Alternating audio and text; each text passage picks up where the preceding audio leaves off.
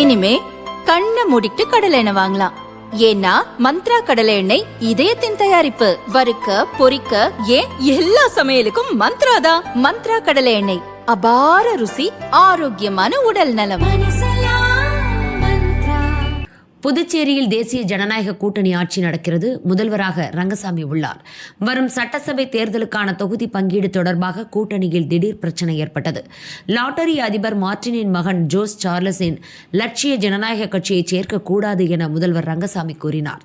அதை பாரதிய ஜனதா கேட்கவில்லை. இந்த கட்சியும் இணைந்தால் கூட்டணிக்கு பலம் கிடைக்கும் என பாரதிய ஜனதா கூறியது. இதனால் என்ஆர் காங்கிரஸ் பாரதிய ஜனதா கூட்டணி முறியும் என பரபரப்பு தகவல் வெளியானது. பாரதிய ஜனதா தலைவர்களை சந்திக்காமல் ரங்கசாமி தொடர்ந்து புறக்கணித்து வந்தார்.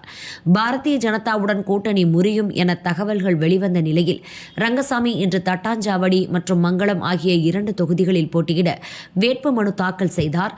முன்னதாக கதிர்காமம் முருகன் கோயிலில் வேட்புமனுக்களை வைத்து பூஜை செய்து வழிபட்டார். இந்த சூழலில் பிரச்சனையை பேசி தீர்ப்பதற்காக மத்திய அமைச்சர் மன்சுக் மாண்டவியா புதுச்சேரி வந்து ரங்கசாமியுடன் இன்று பிற்பகலில் பேச்சுவார்த்தை நடத்தினார். அப்போது கூட்டணியில் லட்சிய ஜனநாயக கட்சி இடம்பெற ரங்கசாமி சம்மதம் தெரிவித்தார். இதன் மூலம் பாரதிய ஜனதா என்ஆர் காங்கிரஸ் கூட்டணி மீண்டும் உறுதியானது. புதுச்சேரியில் மொத்தம் 30 சட்டசபை தொகுதிகள் உள்ளன. இதில் என்ஆர் காங்கிரசுக்கு 16 இடம், பாரதிய ஜனதாவுக்கு 14 இடம் என முடிவானது. அதிமுகவுக்கு 2 சீட், லட்சிய ஜனநாயக கட்சிக்கு 2 சீட் ஒதுக்க பாரதிய ஜனதா முடிவு செய்துள்ளது. எஞ்சிய 10 இடங்களில் பாரதிய ஜனதா போட்டியிடும். பாரதிய ஜனதா என்ஆர் காங்கிரஸ் கூட்டணி உறுதியான நிலையில் முதல்வர் ரங்கசாமி 2 தொகுதிகளில் நிற்பது ஏன் என்ற ரகசியம் வெளிச்சத்துக்கு வந்துள்ளது. காங்கிரஸ் கட்சியிலிருந்து விலகி 2011இல் என்ஆர் காங்கிரஸ் கட்சியை ரங்கசாமி தொடங்கினார். 2011இல் அதிமுகவுடன் கூட்டணி சேர்ந்து கதிர்காமம், இந்திரா நகர் தொகுதிகளில் போட்டியிட்டு வெற்றி பெற்று முதல்வரானார். 2016இல் என்ஆர் காங்கிரஸ் தனித்து போட்டியிட்டது. தட்டாஞ்சாவடி தொகுதியில் மட்டுமே போட்டியிட்ட ரங்கசாமி எதிர்க்கட்சி தலைவரானார். 2021இல் தட்டாஞ்சாவடி மற்றும் ஏனாம் என 2 தொகுதிகளில் போட்டியிட்டார். ஏனாமில் தோற்றாலும் முதலமைச்சர் ஆனார். 2 தொகுதி ராசி காரணமாகவே 2026 தேர்தலிலும் தட்டாஞ்சாவடி மற்றும் மங்களம் தொகுதிகளில் போட்டியிடுகிறார் என்று அரசியல் வட்டாரங்கள் தெரிவிக்கின்றன. தமிழ்நாட்டில் பாஜக அதிமுக கூட்டணியில் இடம்பெற்றுள்ள பாமக புதுச்சேரியில் 30 தொகுதிகளிலும் தனித்து போட்டியிடுகிறது. இந்த தேர்தலும் எங்களுடைய தேசிய ஜனநாயக கூட்டணி அமைத்து தேர்தலை சந்திக்கின்றோம்.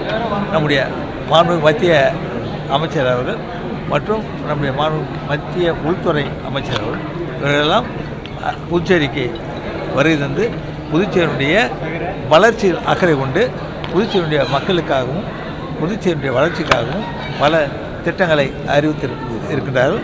மாண்புமிகு பாரத பிரதமர் அவர்கள் இங்கே வருகை தந்து பல சுமார் 3000 கோடிகளுக்கான திட்டங்கள் அறிவித்து அதனை நடைமுறைப்படுத்துவதற்கு அதையெல்லாம் அந்த திட்டங்களை எல்லாம் செயல்படுத்துவதற்கு வாய்ப்பினை அளிக்க வேண்டும். நம்முடைய மக்கள் மறுபடியும் தேசிய ஜனநாயக கூட்டணிக்கு வாக்களிக்க வேண்டும், வாய்ப்பினை கொடுக்க வேண்டும் என்று கூறியது அனைவருக்கும் நன்றாக நினைவிருக்கும்.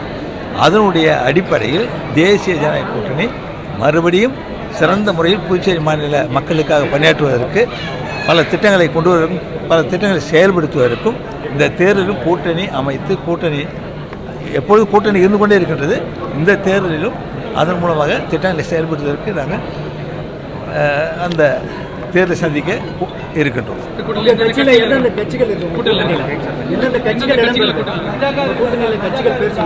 இப்போ எங்களுடைய தேசிய ஜனநாயக கூட்டணியில் புதிதாக ஒரு கட்சி இணைந்திருக்கின்றது. ஏடிஎம்கே இருக்கின்றது. புதிதாக ஒரு கட்சி இணைந்திருக்கின்றது.